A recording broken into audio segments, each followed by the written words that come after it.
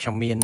4វិធីក្នុងការគ្រប់គ្រងគម្រោងហើយដាច់ពីគ្នាមែនតើកុំឲ្យគ្នាយើងច្បុកច្បល់ទៅទៀតបាទវិធីទី1ដែលខ្ញុំលើកឡើងមកនេះគឺ critical path method ខ្ញុំជឿជាក់ថា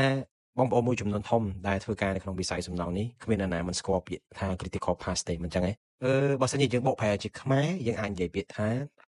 ការងារដែលពិបាកហើយអស់បន្លាយពេលយូរជាងគេ critical path គឺជា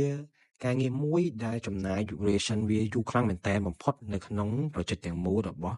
ការសាងសង់តែអ្នកនរគ្នាអាចស្វែងរក critical path បានដោយការ analyze ដោយខ្លួនឯងឬក៏អាចប្រើ software Microsoft Project ដើម្បីជួយបានផងដែរអ្នកនរគ្នាអាចចូលទៅក្នុង Microsoft Project អាចប្រើប្រាស់ filter ទៅលើ critical path វានឹង filter ឲ្យអញ្ចឹងទាំងនោះហើយជាអ្វីដែលបងប្អូនត្រូវតែដោះស្រាយវាពីព្រោះ critical path គឺជាអ្វីដែលធ្វើឲ្យបងប្អូនងាយនឹងបរាជ័យនៅក្នុងការគ្រប់គ្រងផែនការការងារខ្ញុំឲ្យអត្ថន័យឲ្យងាយស្រួលយកទៅលើ critical path ថាពាក្យថា pushing schedule វិញមានន័យថា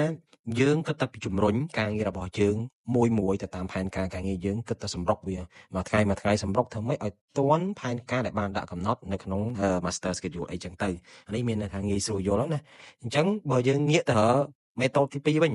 គឺ method ហៅថា last planner system វ៉ាស្ដាប់មករៀងប្លែកបាទអ្នកដែលអត់ធ្លាប់បានឮಅಥವಾបានដឹងថារៀងប្លែកខ្ញុំឲ្យអ្នកគ្នាស្រួលស្ដាប់ស្រួលយល់យើងអានមកថា pooling planning វិញវាផ្ទុយពី critical path មួយនេះគឺជាវិធីដែលយើងធ្វើការ backward មកវិញយើងកំណត់ timeline យើងកំណត់ milestone របស់ path ដែលយើងបានដាក់នោះហើយយើងធ្វើការថយក្រោយអញ្ចឹងយើងអាច set up a meeting យើង set up a meeting បន្តមកទៀតយើងហៅ contractor ឬក៏ subcontractor ដែលជា stakeholder របស់យើងចូលមក meeting ហើយយើងប្រជុំរួមគ្នាដើម្បីកំណត់គោលដៅបញ្ចប់នៃការងារមួយឧទាហរណ៍បន្តមកទៀតយើងធ្វើការថយក្រោយអញ្ចឹងម្នាក់គាត់មាន commitment គាត់មានផែនការការងារគាត់ត្រូវចូលពេលណាគាត់អាច overlay ជាមួយនឹងការងារគេពេលណាអញ្ចឹងធ្វើឲ្យទាំងអស់គ្នា proactive មែនតើអញ្ចឹងទាំងអស់គ្នាស្គាល់ពីទូនាទីស្គាល់ពី commitment របស់គាត់រៀងខ្លួនធ្វើឲ្យគាត់អាច complete task របស់គាត់បានជោគជ័យជាពំខាន method ទី3គឺជា method PERT ដែលពាក្យពេញរបស់វាយើងហៅថា program evaluation review and techniques វិធីមួយនេះគឺយើងប្រើនៅពេលដែលយើងអត់អាចប៉ាន់ស្មានថា duration schedule របស់ការងារអីមួយហើយយើងអត់ធ្លាប់ដឹងណាអញ្ចឹងយើងអត់ដឹងថាប្រហែលដាក់រយៈពេលប្រហែលត្រូវយើងដាក់ priv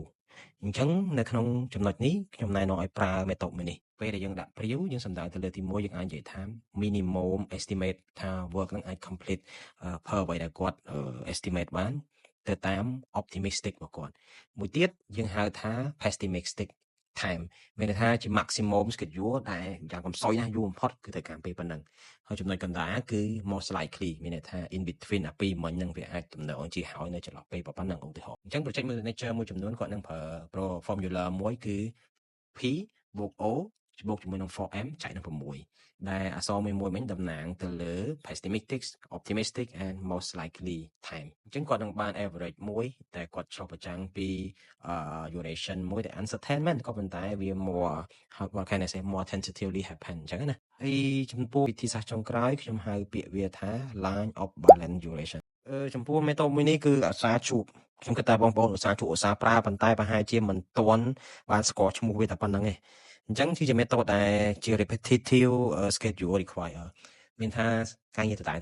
ការងារតតែដូចជាពពួក high rise building ដែលជា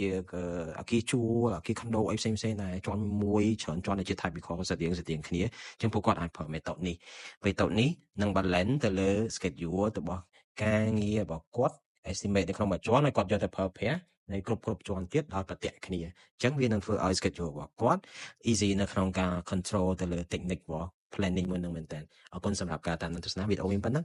ខ្ញុំនឹងធ្វើការបង្ហាញពី technique ផ្សេងសម្រាប់ planning ជាមួយ schedule បន្តទៀតនៅវីដេអូក្រោយជួបគ្នាវីដេអូក្រោយ កុំភ្លេច share follow page របស់ខ្ញុំអ្នកមួយជាកម្លាំងចិត្តផងបាយបាយ